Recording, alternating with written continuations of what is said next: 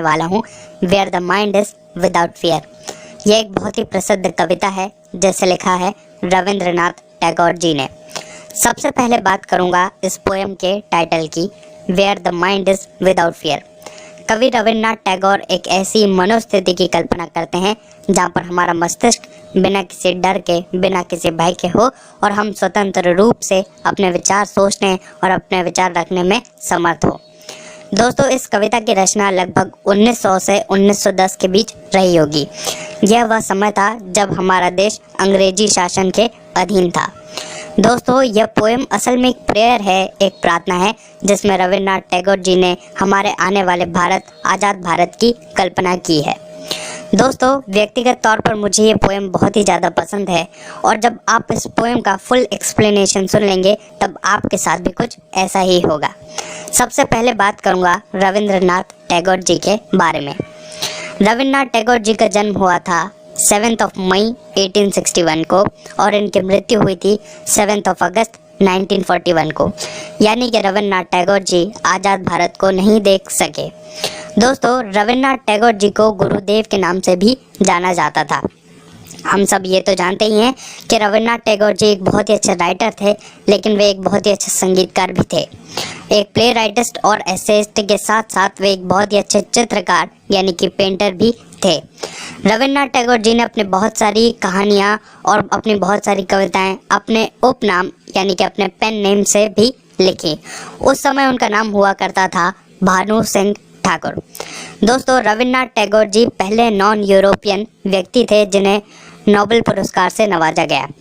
1913 में उन्हें गीतांजलि के लिए नोबेल पुरस्कार से नवाजा गया। गीतांजलि असल में पोएम्स का कलेक्शन है। दोस्तों, रविंद्रनाथ टैगोर जी के कुछ बहुत ही फेमस और नोटेबल वर्क के बारे में बात कर लेते हैं, जैसे कि गीतांजलि, गौरा, जन गण मन, आमार सोनार बांग्ला, काबुलीवाला और भी अनेक प्रकार के इनके बहुत ही फेमस वर्क कहे जा सकते हैं। दोस्तों, एक सामान्य ज्ञान की बात मैं आपको यहाँ पर बताता हूँ। रविंद्रनाथ टैगोर एकमात्र वो व्यक्ति हैं जिन्होंने 2 राष्ट्रों के लिए राष्ट्रगान लिखे। हिंदुस्तान के लिए लिखा जन गण मन और बांग्लादेश के लिए लिखा आमार सोनार बांग्ला। दोस्तों, अब आते हैं इस कविता पर। और दोस्तों, सबसे पहले मैं कविता की पंक्तियाँ पढ़ूंगा और उसके बाद एक्सप्लेनेशन दूंगा। ये पोएम अपने आप में एक मास्टरपीस है।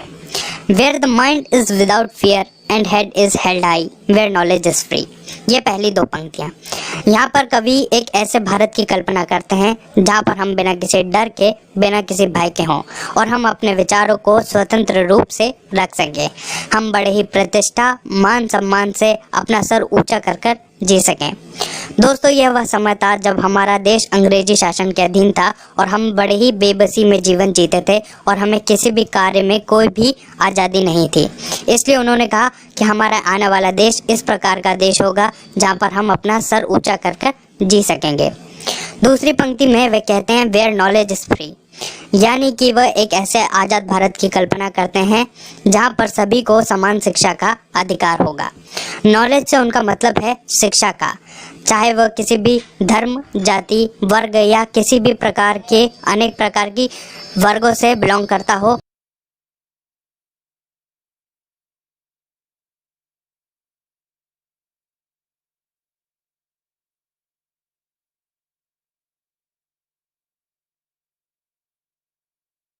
लेकिन सभी के लिए वह शिक्षा का समान अधिकार उन्हें प्राप्त हो, वैसे भारत की कल्पना करते हैं।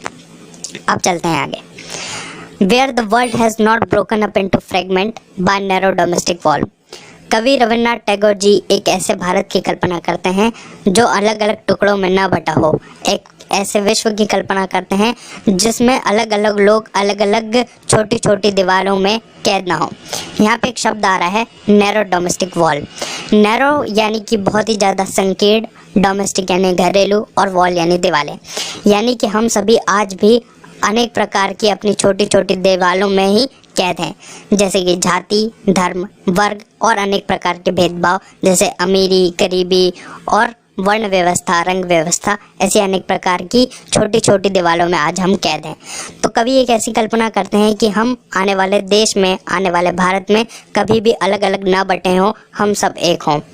लेकिन आखिरकार दोस्तों ऐसा नहीं हो पाता और 1947 में ही हमारे देश के 3 हिस्से हो जाते हैं, पहला भारत, पाकिस्तान और तीसरा बांग्लादेश। दोस्तों कवि ने ऐसी कल्पना कभी भी नहीं की थी।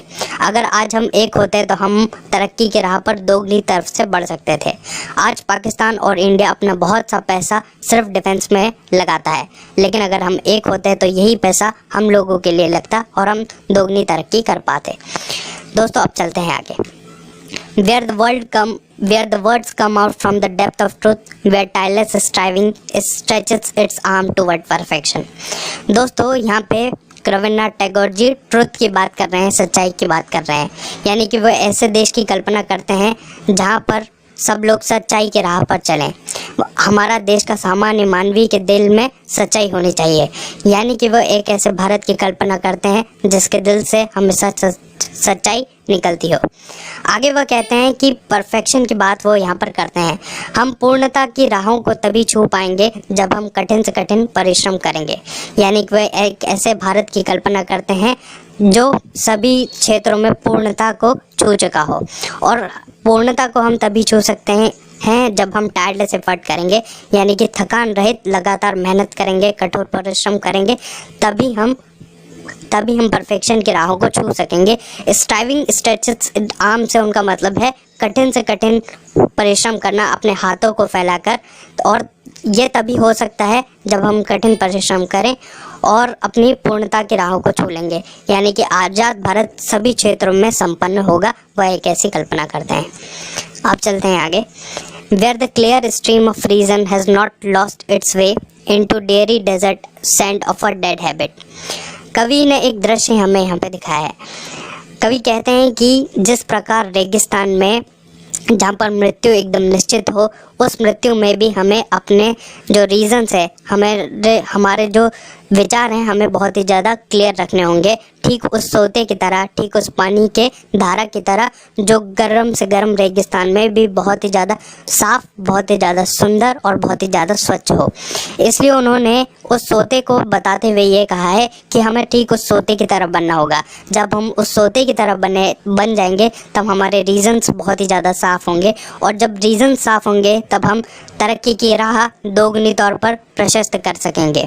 यहाँ पे आगे वो कहते हैं नॉट लॉस्ट इट्स वे, यानी कि हमें कभी भी अपने भ्रम में, अपने कभी भी गलत भ्रांतियों में नहीं जीना होगा। इसलिए वो कहते हैं कि हमारा जो रीज़न है देश के प्रति, वो एक बहुत ही क्लियर हमें माइंडसेट रखना होगा। आगे उन्होंने कहा है डेड हैबिट की बात की है। डेड हैबिट से उनका मतलब है सड़े गले रीति रिवाजों से, जिन्हें आज भी हम फॉलो करते हैं, जिनका पालन आज भी हम करते हैं। तो वे कहते हैं कि हमें उस क्लियर माइंडसेट रखना होगा और इन रीति रिवाजों को छोड़ते हुए हमें तरक्की की राह पर आगे बढ़ना होगा। अब चलते हैं आगे। Where the mind is led forward by the into ever widening thought and action। कवि एक ऐसे भारत की कल्पना करते हैं जहाँ पे ईश्वर खुद हमारा मार्गदर्शन करे, परमपिता परमेश्वर खुद हमारा मार्गदर्शन करें।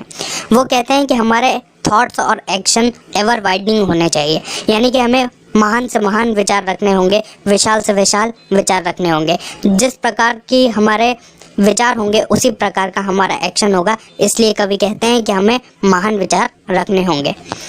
अब चलते हैं आगे। अंतिम पंक्ति है Into that heaven of freedom, my father, let my country awake। कवि रविन्द्रनाथ टैगोर एक ऐसे देश की कल्पना करते हैं जो वाकई में स्वतंत्रता का स्वर्ग होगा, और वह परमपिता परमेश्वर से यह कामना करते हैं कि हमारा देश का सभी वासी जागृत हो जाएं और उनमें वह आज़ादी की लौ जगमगा उठे। दोस्तों ये था फुल एक्सप्लेनेशन पोएम का। आशा करता हूँ कि आपको ये वीडियो पसंद आई होगी। वीडियो अगर आपको हेल्प करती है तो आप इसे लाइक कर दीजिए, दोस्तों के साथ शेयर ज़रूर करिए, चैनल को सब्सक्राइब करके बेल आइकन ज़रूर दबाइए। आपने मुझे इतना समय दिया, आपका बहुत बहुत धन्यवाद, बहुत बहुत शुक्रिया। Thank you.